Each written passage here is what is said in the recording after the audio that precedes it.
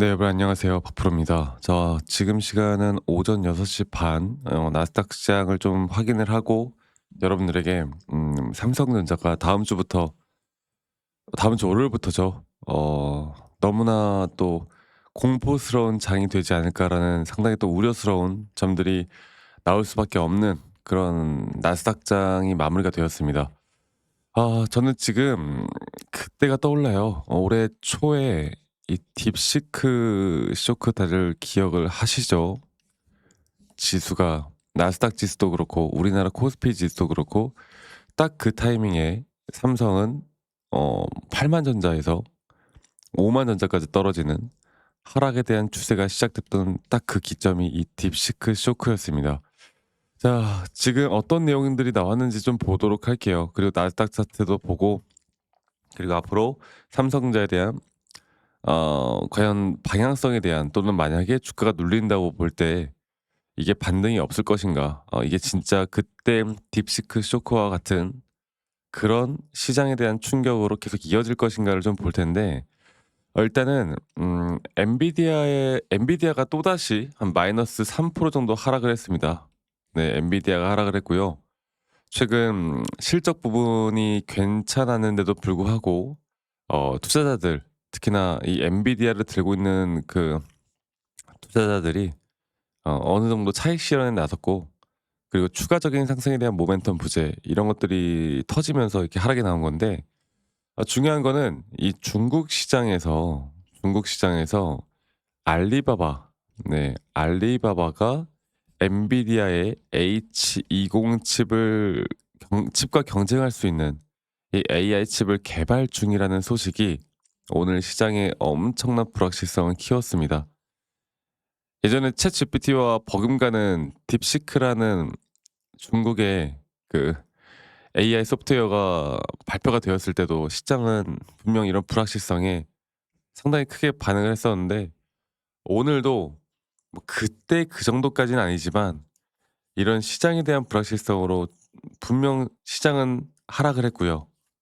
그리고 또 한 가지는 이 미국 삼성과 SK의 이 VEU 자격을 취소한다.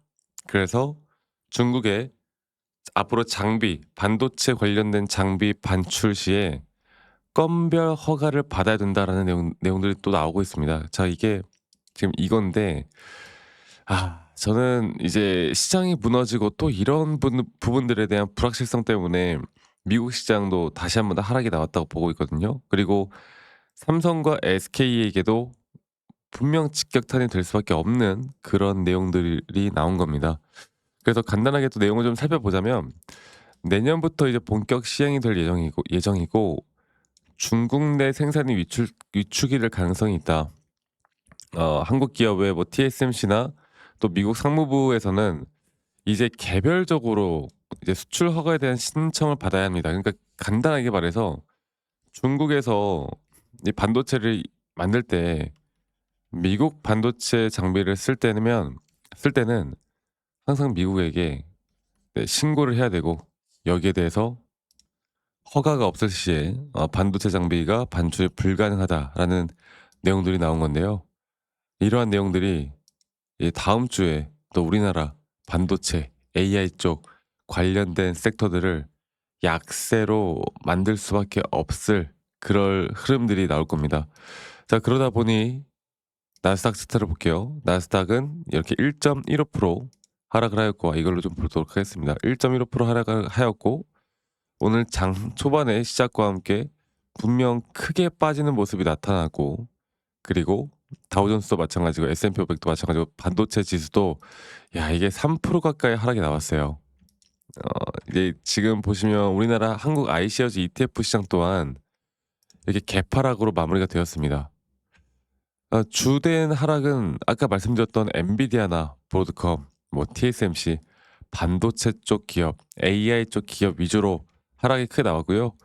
뭐 여담이지만 여러분들 그 가상화폐 비트코인도 엄청나게 하락하고 있어요. 자, 그러다 보니 이제 많은 분들이 걱정이 많을 거라고 생각합니다. 결국 제가 줄곧 여러분들께 이야기해 드리고 있는 부분이 뭐냐면, 삼성을 이끌어가는 데 있어서 지금은 개별 종목에 대한 막 재료 같은 게 그렇게 중요하지가 않다. HBM이 어떻고 HBM4가 최근 어떻고 막 그런저런 이야기들이 많이 나오잖아요. 근데 결국 이 주식을 하는 고수들, 주식 고수들은 이게 중요할 때와 시장 전반적인 흐름이 중요할 때를 정확하게 판단할 줄 아는 사람들, 그런 사람들이 돈을 버는 거라니깐요.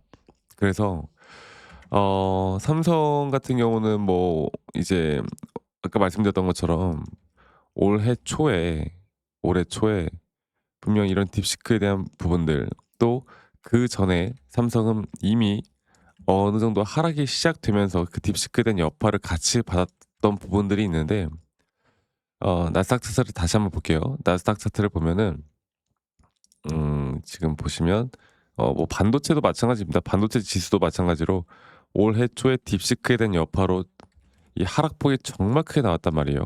나스닥은 더 심각했었죠. 여기서 여기까지.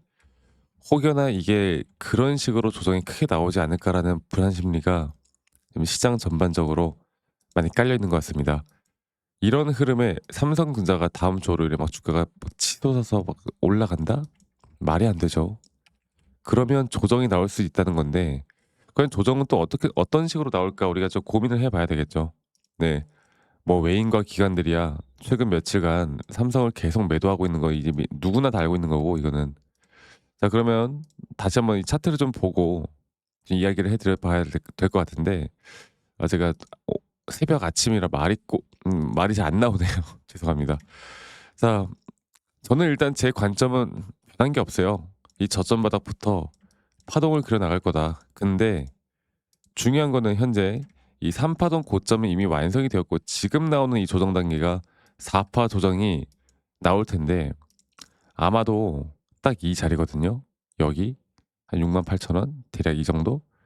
이 정도 라인을 무조건 이탈돼야 우리가 다시 한번 매수를 할 수 있다라고 이야기하는 사람도 많이 없을 거예요. 왜? 그렇게 말했다가는 영상이 사람들이 좋아하질 않으니까 희망적인 이야기만 해야 사람들이 또 끝까지 잘 보고 조회수 잘 늘어나는 건데, 근데 저는 계속 여러분들에게 여기가 이 4파 조정이라는 게 이런 ABC 조정으로 나올 수밖에 없다. 그런 확률이 크다. 그래서 이게 막 올라가는 척을 해도 "여기에 절대 속지 마라." 이렇게 말씀드렸는데, 이제 아마 제가 말씀드렸던 그 흐름 그대로 흘러갈 가능성이 큽니다. 그리고 적어도 0.618 까지는 저는 보고 있어요. 61,000, 60,000 초반, 60,000 중반, 이거 아직 정확하게 어디까지 떨어질지 모르겠지만 한 번 이 추세를 뚫고 하락하는 그런 조정은 나올 수밖에 없다라는 점, 이거 꼭 기억하셔야 되고요. 그래서 우리가 이제 앞으로 해 나가야 되는 건 그 시장에 대한 분위기와, 또 9월 달엔 뭐가 있습니까? 바로 이 금리 인하가 있죠. 금리 인하를 하는 거는 뭐 기정사실인데, 이 금리 인하를 하고 난 뒤에 시장이 또다시 불안 정세와 불안함 속에 앞으로 더 크게 또 하락이 나온다고 하면 이때는 판을 다시 짜 봐야 합니다. 제가 그런 시장에 대한 분위기와 삼성전자에 대한 정확한 타점들과 앞으로 대응들, 여러분들이 너무 또 걱정하시는 분들이 많은 것 같은데 그래도 반등은 나올 거예요. 예전에 딥시크와 같은 그런 큰 하락폭은 나오지 않을 거라 봅니다. 그래도 준비를 해야 되겠죠. 어쨌든. 그래서 이러한 부분들에 대한 대응 앞으로 제가 또 도움을 드릴 거고, 이런 점들을 저 박프로와 함께 좀 대응을 해 나가고 싶다라고 하시는 분들은 이 밑에 있는 번호로 저에게 삼성전자의 삼성, 예, 삼성전자의 삼성이라고만 저에게 문자 한 통 남기시면 되겠습니다. 아시겠죠? 많이 참여하세요. 제가 아마 떨어지는 거에 대한 조정에 대한 인지와 조정에 대한 인정을 해 나가는 게 쉽지는 않아요. 쉽지는 않은데 그래도 해야 돼요. 예, 어쩔 수 없어. 그래도 해야 돼.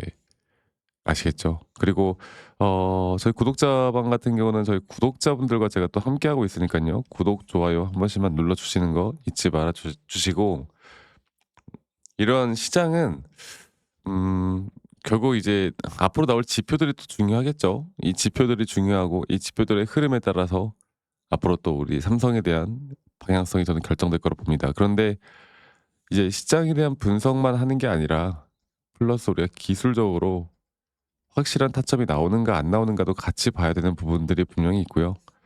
그런데 이런 기본적인 기술적인 부분들을 이야기할 때마다 많은 분들이 내용을 좀 어려워하시는 분들이 많아요. 그래서 그런 분들을 위해서 제가 이런 기본적인 정말 기초적인 자료들도 좀 준비를 했고, 이러한 자료들을 보시고 여러분들이 스스로 조금 공부를 하는 어느 정도의 성의는 보여달라. 이거 제가 한 번 더 말씀드리겠습니다. 자, 그리고 제 영상 밑에 이 더보기 눌러보시면 또 링크가 있어요. 설문지 링크인데, 만약 여러분들 삼성전자뿐만 아니라 뭐 다양한 또 다른 종목들에 대해서 좀 더 피드백을 받고 싶다라고 하시면 간단하게 여러분들 들고 있는 종목명, 평단, 비중 간단하게만 작성하신 다음에 저에게 제출하시면 제가 개인적으로 또 이러한 피드백들 다 도움을 드릴 거니까 이 부분도 놓치지 말고 저와 함께 해 나가면서 이런 좋은 대응과 도움들 꼭 받아가시길 바라겠습니다. 아시겠죠? 자, 그리고 제가 한 가지만 더 이야기를 해 드릴까 해요.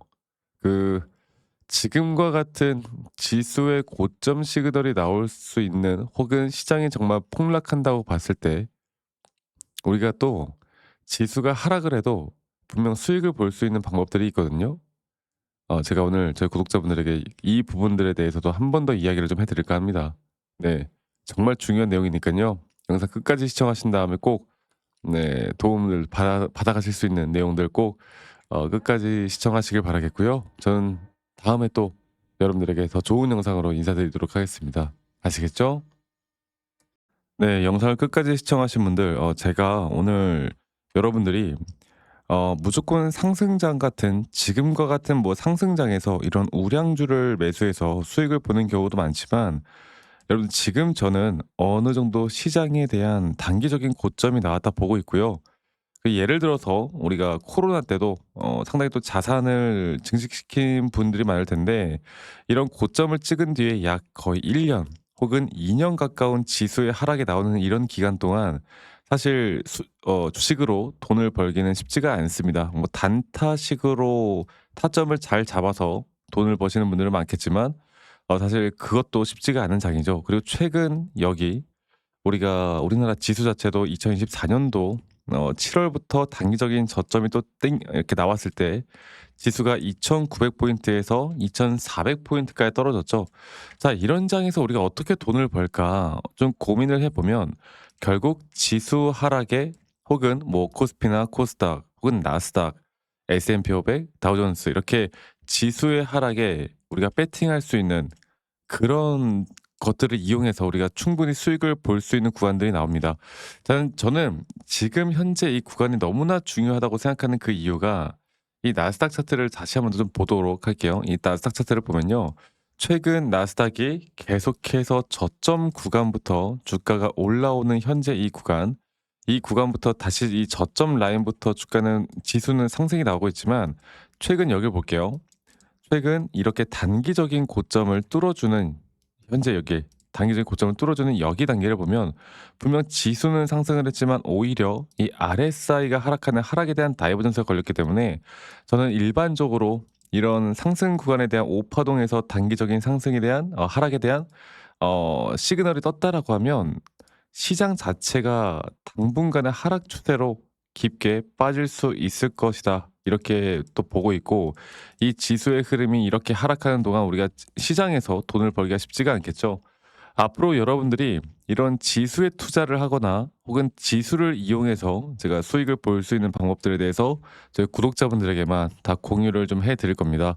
그래서 각종 종목별로 제가 이런 타점들을 좀 같이 잡아 드리고 있지만, 예를 들어서 제가 예전에도 저희 구독자분들과 함께 이 나스닥 차트에서 한번, 최근 여기였던 것 같아요. 네. 2025년 2 월에도 마찬가지였어요.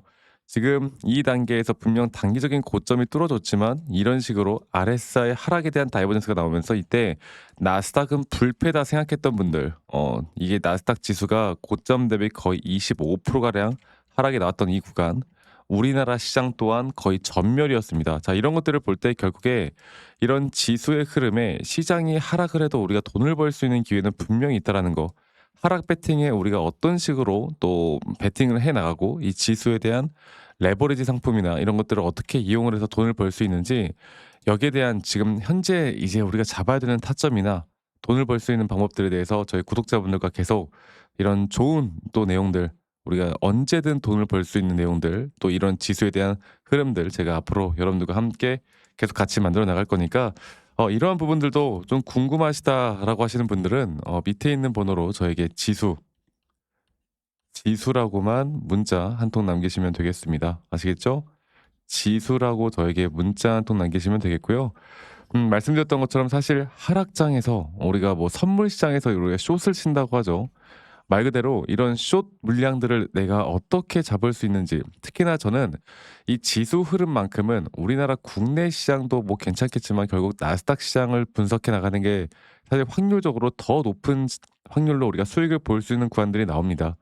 그래서 저는 시장 자체가 단기적인 조정 구간을 분명히 만들어 주고 있다 보고 있고, 이런 단기적인 조정 구간에서 제가 앞으로 여러분들과 어떻게 또 이런 좋은 것들을 또 수익을 좀 크게 볼 수 있는 부분들을 어떻게 또 만들어 나가는지, 이런 것들도 함께 좀 진행을 해 나갈 거니까 이런 지수의 상품에 어떻게 우리가 또 투자를 할 수 있는지, 또 앞으로 현재 나오는 이 타점이 또 어떻게 될 건지, 또 이러한 것들로 우리가 좀 해칭이라고 하죠. 우리가 그러니까 현물 매수를 했는데 이게 약간 불안하다고 할 때 우리가 지수로서 이런 해지까지도 가능한 부분들이 있기 때문에, 이러한 부분들에 대해서 제가 역시나 지수만큼은 기술적으로 해야 되지 않겠습니까? 또 기술하면 제가 또 전문가이기 때문에 이런 부분들 함께 같이 만들어 나갈 거니까 여러분들 많이 또 참여하시기 바라겠고, 지수라고 저에게 문자 한 통 남기시는 거 잊지 마시고요. 여러분들 앞으로 저는 여러분들과 함께 계속 이런 좋은 흐름들 만들어 나가기 위해서